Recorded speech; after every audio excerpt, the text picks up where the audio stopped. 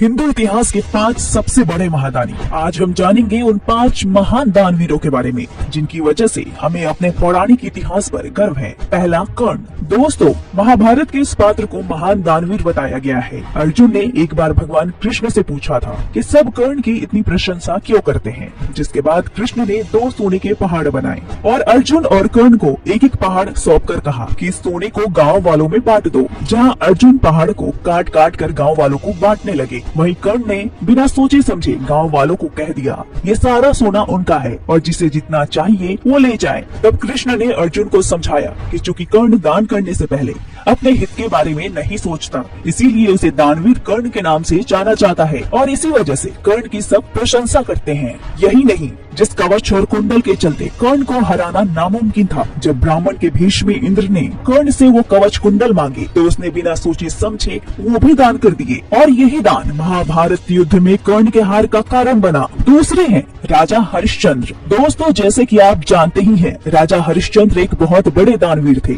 उनकी एक खास बात थी कि जब वो दान देने के लिए हाथ आगे बढ़ाते थे, उनकी नजरें नीचे झुक जाती थी और ये बातें सभी को अजीब लगती थी। इसी को समझने के लिए जब तुलसीदास ने उनसे पूछा कि राजा, तुम ऐसा दान करना कहाँ से सीखे हो, इस पर राजा हरिश्चंद्र ने इसके बदले में जो जवाब दिया, वो जवाब इतना गजब था कि जिसने भी सुना वो राजा का कायल हो गया। राजा ने जवाब में कहा कि देने वाला तो ऊपर वाले हैं, लेकिन लोग ये समझते हैं ये राजा दे रहा है। यही सोचकर मुझे शर्म आ जाती है और मेरी आंखें नीचे झुक जाती है। एक बार राजा हरिश्चंद्र ने सपना देखा कि उन्होंने सारा राजपाट महर्षि विश्वामित्र जी को दान कर दिया। अगली सुबह जब गुरु विश्वामित्र उनके महल में आए तो उन्होंने सच में अपना पूरा राज्य उन्हें सौंप दिया और वहाँ से चल पड़े। जाते हुए राजा से विश्वामित्र ने फिर सोने की मुद्राएं मांगी तो राजा ने उन्हें याद दिलाया वो अपना राज्य, अपनी धन दौलत सब कुछ उन्हें दान दे चुके हैं, लेकिन इसके बावजूद राजा ने गुरु को सोने की मुद्राएं दान की जो उसने अपने परिवार और खुद को बेचकर कमाई थी। अब इनसे बड़ा दानवीर कौन होगा। तीसरे हैं राजा बलि।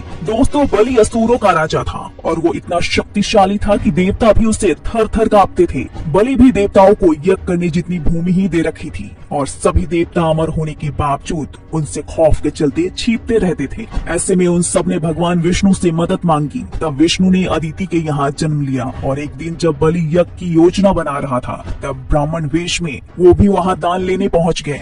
उन्हें देखते ही गुरु शुक्राचार्य उन्हें पहचान गए। शुक्र ने बलि से कहा कि ये विष्णु है और मुझसे पूछे बिना इसे कुछ भी दान मत करना, लेकिन बलि ने शुक्राचार्य की बात नहीं सुनी और वामन के दान मांगने पर उसने 3 पग भूमि दान में दे दी। इसके बाद ब्राह्मण वेश में वामन भगवान ने अपना विराट रूप दिखाया और एक ही पग में उन्होंने पूरी पृथ्वी को नाप लिया और दूसरे में स्वर्ग। फिर जब तीसरे पैर रखने की बारी आई तो वामन ने बलि से पूछा कि वो पग कहाँ रखे। पूछने पर बलि ने मुस्कुराकर कहा, अब तो मेरा सिर ही बचा है, आप इसी पर अपना पग रख लें। और दोस्तों, इस तरह विष्णु जी ने उनके सिर पर तीसरा पैर रख दिया और उसकी भावना से प्रसन्न होकर भगवान विष्णु ने भी उस पाताल के कलयुग के अंत तक राजा बने रहने का वरदान दे दिया। चौथे हैं राजा हर्षवर्धन। दोस्तों, हर्षवर्धन प्राचीन भारत के सम्राट थे जिन्होंने उत्तरी भारत में अफगानिस्तान से लेकर बंगाल तक एक विशाल साम्राज्य स्थापित किया था। उनके बारे में लिखा गया है कि हर्षवर्धन ने अपनी आय को 4 बराबर हिस्सों में बांट रखा था, जिनमें शाही परिवार के लिए, सेना और प्रशासन के लिए,